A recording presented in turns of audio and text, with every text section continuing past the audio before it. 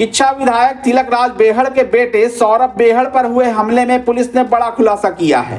जांच में सामने आया है कि हमले की साजिश खुद सौरभ बेहड़ ने ही रची थी। इसके बाद पूर्व विधायक राजेश शुक्ला ने कांग्रेस पर सरकार और कानून व्यवस्था की छवि खराब करने का आरोप लगाया। उन्होंने कहा कि जब सच्चाई सामने आई तो आरोप लगाने वाले ही कटघरे में आ गए। पुलिस के खुलासे से पहले तिलक राज बेहड़ ने भी बेटे की हरकत पर सार्वजनिक रूप से नाराजगी और शर्मिंदगी जाहिर की थी। मामले के बाद अब किच्छा की राजनीति के आरोप प्रत्यारोप तेज हो गए हैं।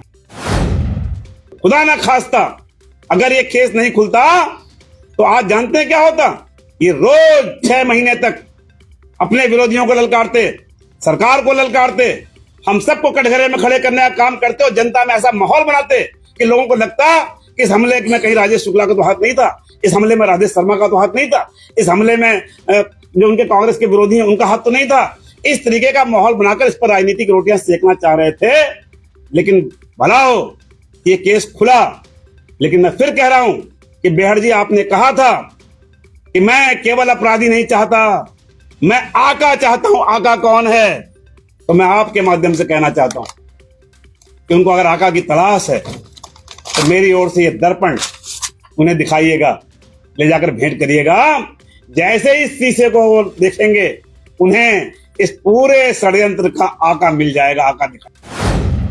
उत्तराखंड में होमगार्ड वर्दी घोटाले पर मुख्यमंत्री पुष्कर सिंह धामी ने कड़ा कदम उठाया है। वर्दी सामग्री खरीद में वित्तीय अनियमितताओं के आरोपों के बाद निदेशक home guard deputy commandant Amitabh Shrivastava को तत्काल प्रभाव से निलंबित कर दिया गया है। मामले की जांच के लिए संयुक्त जांच समिति गठित करने के निर्देश भी दिए गए हैं। यह मामला वित्तीय वर्ष 2024-25 और 2025-26 में होमगार्ड के लिए वर्दी खरीद से जुड़ा है, जहाँ टेंडर प्रक्रिया में पारदर्शिता के अभाव और नियमों के उल्लंघन की पुष्टि महानिदेशक होमगार्ड्स की रिपोर्ट में हुई थी।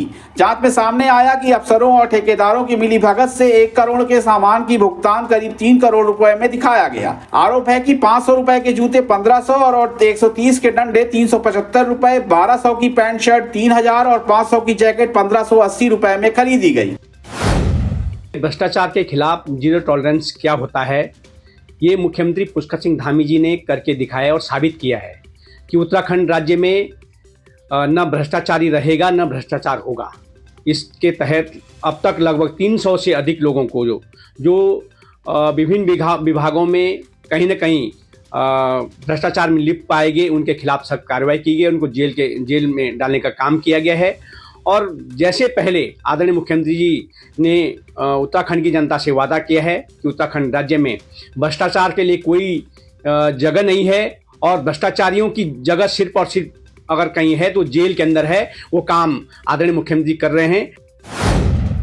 बीजेपी विधायक अरविंद पांडे समेत कुछ नेताओं की लगातार बयानबाजी से पार्टी संगठन असहज हो गया है। इसी को लेकर पार्टी ने साफ निर्देश जारी किए हैं कि कोई भी नेता पार्टी फोरम से बाहर बयानबाजी नहीं करेगा। बीजेपी प्रदेश अध्यक्ष महेंद्र भट्ट ने कहा कि आदेश की अनदेखी करने पर अनुशासनात्मक कार्रवाई की जाएगी। वहीं प्रदेश अध्यक्ष ने होर्डिंग से प्रदेश प्रभारी दुष्यंत गौतम का नाम हटाने के मामले पर भी स्थिति स्पष्ट करते हुए कहा कि यह निर्णय दिल्ली स्तर से लिया गया है। उन्होंने इस मामले को लेकर चल रही अन्य चर्चाओं को कोरी अफवाह बताया। इधर बीजेपी के इस फैसले पर और घटनाक्रम को लेकर कांग्रेस ने हंगामा शुरू कर दिया है और सरकार और संगठन पर सवाल खड़े किए हैं। राष्ट्रीय अध्यक्ष बनने पर जो पोस्टर पूरे राज्य में चस्पा किए गए हैं, उसमें से प्रभारी दुष्यंत गौतम का फोटो नदारद है। इसका मतलब ये कि भारतीय जनता पार्टी उत्तराखंड की चाहे संगठन हो चाहे सरकार हो, उन्होंने दुष्यंत गौतम से अपना पल्ला झाड़ लिया है। वहीं दूसरी ओर अरविंद पांडे, जो कि पूर्व काबीना मंत्री हैं, उधम सिंह नगर से भाजपा के विधायक हैं, उन्होंने नाक में दम कर रखा है और नूरा कुश्ती साफ देखी जा सकती है।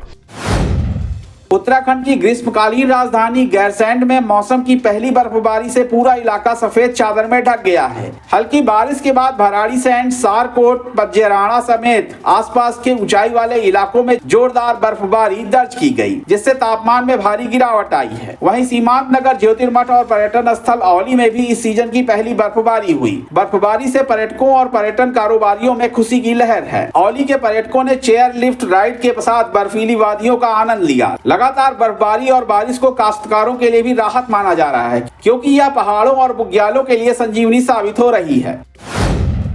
वहीं सीमांत जिला पिथौरागढ़ के मुनस्यारी क्षेत्र में सीजन की पहली जोरदार बर्फबारी हुई। खलिया टॉप समेत आसपास की ऊंची चोटियां बर्फ से ढक गईं, जिससे पूरे इलाके में कड़ाके की ठंड पड़ रही है। हिमपात के बाद तापमान में तेज गिरावट दर्ज की गई है। बर्फबारी से मुनस्यारी पहुंचे सैलानी बेहद उत्साहित हैं और प्राकृतिक नजारों का जमकर लुत्फ उठा रहे हैं। खराब मौसम को देखते हुए जिला प्रशासन अलर्ट मोड पर है। डीएम आशीष भटगाई ने स्वास्थ्य विभाग को सतर्क रहने, आपातकालीन सेवाएं दुरुस्त रखने और बर्फबारी के चलते मार्ग बाधित होने पर त्वरित कार्रवाई के निर्देश दिए हैं। प्रशासन ने आपात स्थिति में टोल फ्री नंबर 1077 पर संपर्क करने की अपील की है। तो ये थी आज की फटाफट न्यूज। ऐसी ही ताजा तरीन खबरों के लिए हमारे YouTube channel K24 news and entertainment को सब्सक्राइब जरूर करें। साथ ही हमारा Facebook page K24 news and entertainment follow भी करें।